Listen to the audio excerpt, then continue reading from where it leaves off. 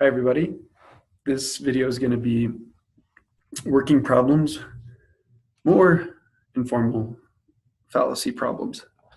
Okay, so number one here, either we require forced sterilization of third world peoples or the world population will explode and all of us will die. We certainly don't want to die, so we must require forced sterilization. This is a false dilemma. These are not the only two options. So remember, in a false dilemma, a person presents two options as if they're the only options and then makes you choose one or the other. But that isn't fair. Here, there are other options here, ways to control world population without forcing sterilization. And it's certainly not the case that we will all die. And so these are two false options. Number two, every sentence in this paragraph is well written, therefore the paragraph is well written. That is fallacy of composition. So in order for a paragraph to be well written, the sentences would need to flow into each other. And so you can imagine having like 5 different sentences on 5 separate subjects that have no connection. They're all written well, but together they don't make any sense at all. And so that's fallacy of composition. An athlete is a human being. Therefore, a good athlete is a good human being. So take a minute if you want. Pause it. Try to answer that. That is equivocation. So here the word that is equivocated, that is being given 2 meanings, is the word good. So a good athlete is different from a good human being. A good athlete is somebody who is athletic, has the virtues of the sport, perhaps, but a good human being is something different. So the term good there means 2 different things. So it's equivocation. I'll let you look up number 4. Number 5, why is it so difficult for you to reach a decision? The answer to this one is complex question. This question is assuming that you are not good at making decisions in the asking of it. A more objective question would be, is it difficult for you to make a decision? This assumes that it is difficult for the person to make a decision. Number 6, water will quench one's thirst. Water is composed of hydrogen and oxygen. Therefore, hydrogen will quench one's thirst, and so will oxygen. This is fallacy of division.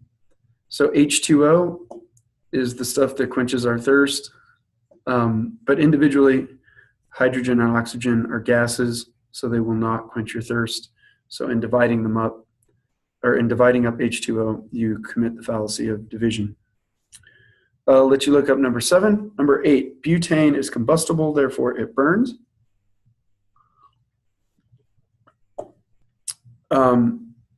This is not fallacious, at least I don't think it is. So in this sense, butane is combustible. Therefore it will burn. And so there's no fallacy there, or no improper definition of the terms. Number 9, 20 years ago, Kung Fong, the great sumo wrestler, could have yanked up one of the fir trees in the new municipal arboretum with a single pole. Therefore, since Mr. Fong is as strong today as he was then, he could just as easily pull up one of those trees today. This is the fallacy of suppressed evidence.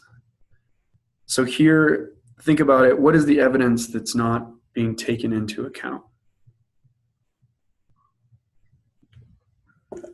It's that the trees have grown and established deeper roots. And so over a time of 20 years, you can imagine how small trees are when they're initially growing. And 20 years later, they could be huge with root systems that go, 50 feet into the ground. So that evidence is not taken into account. I'll let you look up 10, and let's do one more.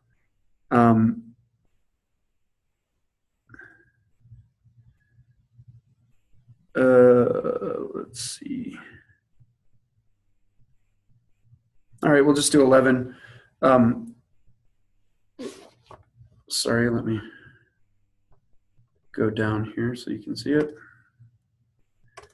Alex, I heard your testimony in court earlier today. Tell me, why did you lie on the witness stand? If you answered complex question, that is correct.